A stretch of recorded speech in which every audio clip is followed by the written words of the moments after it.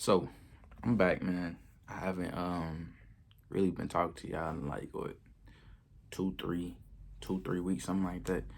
I've been missing, man. I've been ducked off, man. I've been school been kicking my butt, man. Been out last semester, senior year, getting crazy. I'm in this co-op with for this architectural gig that's been getting crazy. My job with the school that's been getting crazy. Um, Running this, the Blk.educated brand, that's been going crazy because got some new products, some new launches, some new things I'm doing, man.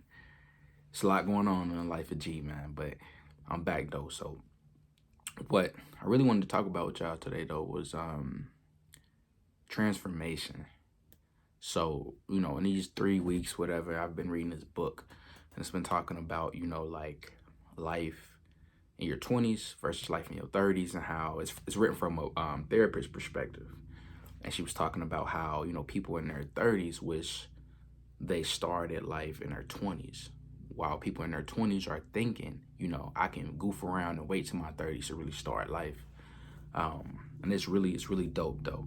But one thing that I really gained from it was like that power of transformation that, at any point in your life, you can really transform, an aspect of yourself to get to that next aspect that you want to tap into or become the individual that you want to be.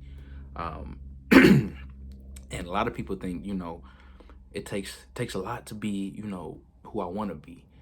Some people don't know who they want to be, but it's not as hard, I would say. Now, it does take time. It takes a lot of work. It takes some processes, some things to do. And that's what I'm here to teach y'all about. So the first step in, transforming is killing your comfort zones. That's number one.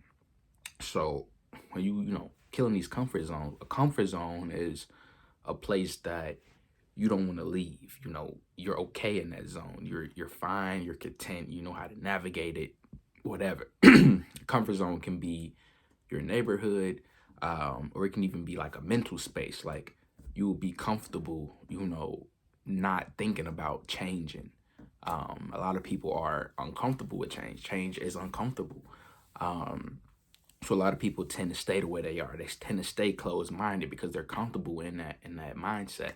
A lot of people don't move cities because they're comfortable in that city. A lot of people don't move to states, or a lot of people don't do a lot of different things because of that comfort factor.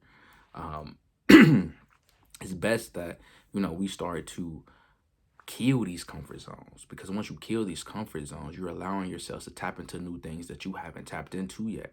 You're allowing yourself to learn things that you didn't, allow your mind to grasp onto because you were so closed-minded and so comfortable with one way of thinking. That's one of the problems with, this generation, society. Because if you don't know, life tends to be in cycles. So whatever's going on in this generation happened when your parents was kids and when their parents was kids, and so on, so on, so and one of the things that has continued to be kind of persistent through all these generations is those comfort zone factors. That closed mindset, that my way or no way, that I'm cool with, the way I'm living. I don't want to. I don't need to do no better. Like the best job, the best life is to, just have a job and go to work and take care of your kids. Like, now people are starting to challenge that with like forex and a lot of other ways, to where you don't have to just go to work to make money, which is positive, which is good. But to each his own, however you want to do your life, that's how you do it. However you want to make your money, that's how you do it. But number one, like I said, killing them comfort zones, because you are allowing yourself to change. You're allowing yourselves to open up to new things. You're allowing yourselves to grasp onto new ideas, new theories, new thoughts, new processes, new whatever, to get you to that level you're trying to get to transform you, into the person you're trying to be. Number two, reading. So in my opinion, reading is simply a tool to enhance your thought process. So whether you read, books about people, whether you're reading like these sci-fi books, whether you're reading, some self-help books, whether you're reading cooking books, whatever you're reading, it's a tool. It's essentially just a tool to add to your thinking process, to enhance your thinking process. That's something that I've really, learned throughout just me reading. Like I'm gonna give y'all a personal story. So I never really in elementary school and up, I was in like these, I'm gonna be real with y'all, white schools. That's what people call them, white schools, predominantly white, schools. My mom kept me in those schools due to, just education, reading levels, all these different things that influences a person's education level, and kind of like their trajectory in life. So my mom tried to keep me in these schools, and in those areas. And in those schools, sometimes I was the only black kid in the first grade. Like, that's just how it was. And I would always be like, they always take me to the like pull me out of class and have me go like read like for a minute or something, a book or whatever. And I don't know if it was speech therapy. I don't know what they call them classes, but they was basically saying like, I need help reading. They would send books home with me to like go home and read and all this stuff. And then I got to a point where I just didn't care about it no more. I'm like, bro, I'm not about to keep reading this, bro. And I found out other ways to get A's in school. We all know how to, manipulate the system in our own little ways. So I ended up doing that. And around middle school, I came to like a mixed kind of school. Then I was ahead of them though because of the school I came from. So I really wasn't reading the books then. I'm like, man, I already know all of this. Like I'm good. And it wasn't until my senior year of high school where I had to read a book. And my teacher, Miss Brown, I'll never forget her. She had us read a book and do a project on it for our senior project. I'm like, man, I don't read. Like, I'm not reading no book. But mind you, I was still, you feel me? I was always on, A and B on the roll.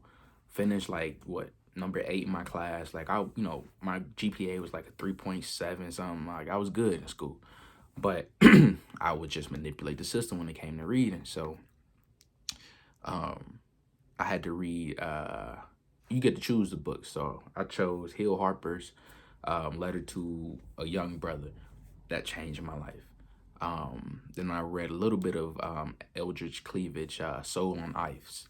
And I still actually got that book. It's over here by my bed, to be honest. I haven't even read the full thing yet. But that first book opened my door. Like, I got to college, manipulated the system some. So I really didn't really start reading until about last March when the COVID thing happened. COVID thing happened. Like, it's so crazy because I even wrote a book, my freshman year. But COVID happened, started reading, then mine went, you feel me? My thought process has really changed. I was more open to ideas and theories. I would debate a lot with people. I love having intellectual conversations now. I always, like you can really pick up on a lot of things once you read. You can really think about life differently. You open to new perspectives. Like that's what reading is for. So for me, that's why I use reading for. So that's why I say reading is a step towards transforming your life, because once you read and you enhance your thought process, then you can start to think, more advanced, and you can start to see things differently, view things differently, and, project yourself out into the world and view yourself differently in the world. Number 3, so we got 1 was kill your comfort zones. Number 2 was read. Number 3, reflect, self-reflection. That's one of the most important things ever, so you have to, really look at yourself and see like, okay, be negative, like honestly, be negative about yourself, because we can all state, all the positive things about ourselves. Oh, we're patient and we're good with time and we're so reliable and we're good at math. Like we can go for hours about the positive things about ourselves. But as soon as you, get asked something negative, like, what are the negative things to you? Like, and sometimes some of us, like, we repeat the same things we said as positive. Like, come on now. But, the best of us do it. Like, I did it a couple of times in interviews. And I'm like, I gotta do some self-reflection.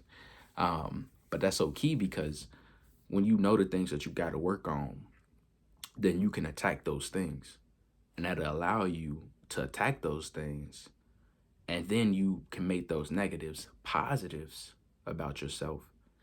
And then, use that to become the best version of yourself. Because you essentially changing those negative things into positives. So you're changing, you're transforming. Boom. What was number 4? Hold on. I got my computer over here. Set goals and milestones. So plan out, plan out your life, plan out things. Like for me personally, like what I do is I set goals, my long-term goals. I set goals for the year, then I go by each month, and I go by each week. And it sounds crazy, but and me, I'm not really a big planning person. Like I can't even plan a trip. I just send the money and we gone. Like that's how I do my stuff. But my goals, like I don't even, sometimes I write them down and then I don't never look at them, but I remember them in the top of my head. And I remember like, okay, this is what I want to do. And everything that I'm doing, my thought processes, everything is incorporating where I want to be and what I want to have accomplished for that week, that month, and the year. So I know in the back of my head, like, oh, I got to do this. Even though, life kind of happens. Like friends want to go out. Oh yeah, I can go out. Hold on. I got to be back by this time because I got to do this. I got to do that. You feel me? And when you start setting those things in place, you can start seeing those things being knocked off. And you'll keep knocking things off until you reach that big goal. And eventually when you're at that big goal, your life is so much, so much prosperous because, you done knocked out all these goals leading up to that. So you're in a better position each time you're knocking off each goal. Boom, boom, boom, boom. And then you at the big time goal. And a lot of people don't do that. A lot of people set goals, but they don't keep up with them. A lot of people set goals that aren't realistic. A lot of people set goals that are just too broad to even try to measure, That's why I set goals, weekly, monthly, yearly, and then my long-term things, because then I can measure them out. Like, all right, I know I got to have this much money put up by this month or this year or by this age, or I know I got to do this, and this, and this, and this before this age. Like setting those milestones with those, guidelines and those things to keep me, afloat, to keep me on my path, man. And that's number 4. I ain't got a number 5 for y'all. Number 5 is just repeat all of those, So 1, kill your comfort zones. 2, read. 3, self-reflect. And 4, set the milestones and the goals. And we gonna get it, man. It's 2021. The world's starting to open up a little bit. Like I said, at any point in your life, you could transform and be who you want to be. Simple, easy. But you got to take these steps to do that. And while y'all at it, hey, go check out Blk.educated on Instagram. We got the podcast. We got the YouTube that y'all watching. We got Facebook page. We got the website. So we got everything, all the tools that you need to get to the next level in life. And me personally, I'm a person, I like to help everybody. So if you need help, you want to talk, you want to whatever, hit me up, hit my line. Send a DM, send an email, send a whatever. Like, do what you got to do to get in touch with me. I'm about to charge you, none of that. I like to help everybody. So, you feel me? Do those. Go to the Instagram page, because then it's written out. You can see it. Okay, that boom, bow, bow. You feel me? Do those things.